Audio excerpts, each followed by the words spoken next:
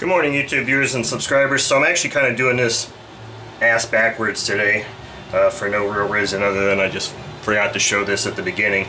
But Jeff, this is your Enya 80 4-cycle engine that I just ran, and that's why it's profusely spitting oil out, and that's why I said I'm doing this backwards. I meant to kind of do this little intro first, but anyway. So I just ran this engine. It runs really well. I did run it with the header. Now, when you sent it to me, it had a header and this exhaust. The header did not have cotters, and I did not have any spares. But like I told you in email, what I did was I basically just wrapped that into that pipe with some Teflon tape, pretty thick, and then tightened it down, and this thing tightens up real nice. So you don't really need those cotters. It looks like it held tight for that run anyway. The only other reason I wanted to show this on the bench first was because I actually mentioned in the first video that I was going to put this in the gunk cleaner and clean this exhaust or this muffler. Well, it did not work at all this time. When I took this out, I left that in there for a day and a half. It looked just as bad as it did initially with all that carbon on there. So what I ended up having to do was I put it in my LA's Totally Awesome Cleaner, my ultrasonic, and ran it for about an hour. And then I took it out and I was able to wipe most of that off. Now what that LA's does is sometimes it just kind of dries the carbon up, and you kind of have to fleck it off with a little T-pin or a needle razor. And in these little grooves here, I actually had to kind of go in there with the razor and kind of fleck and get all that stuff off. So it took a little bit more effort to get that. But the only thing I can think that maybe that gunk didn't work on this was maybe it has to do with surface finish of the exhaust, or maybe my gunk is so old that it's wearing out its usefulness. I don't think that's the case, but anyways, and I also did not use this exhaust during the run. You'll see I put all new gaskets on this.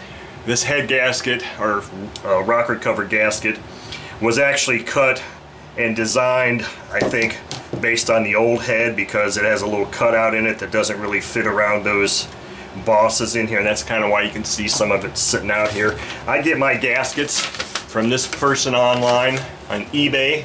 He has great product, and I'm not getting paid to say anything about him, but this guy does good work, and I highly recommend going to get your gaskets from him because he usually has what you need. So anyway, let's go out and I'll show you this run video now. In fact, I'll just bypass the intro I did outside, and I'll just say I've got an Enya number 3 plug here, a Master Air Screw 14.6, and I was running some S&W 5% fuel.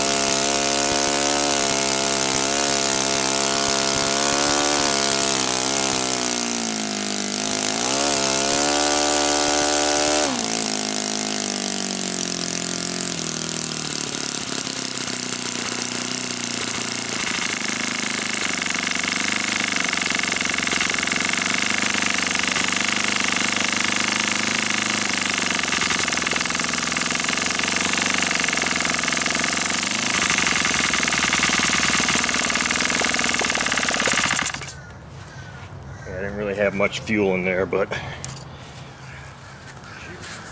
okay, so you can see it runs. First start after a rebuild is always a little tough. You gotta really prime it pretty hard. I did not change the ring in this engine because it feels like it's got good compression. I didn't have a whole lot of fuel in this tank apparently, and I was running it pretty rich there, and then I started leaning it out at the end. But as you can see, I've only got the header on here. I wasn't using exhaust pressure, and that's kind of how I like to run these Enyas. I think it sounds better that way.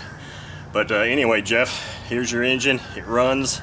I'll let you do some final tweaking to it, but I think for the most part, at least for this temperature and humidity, the air bleed is set up pretty close right now.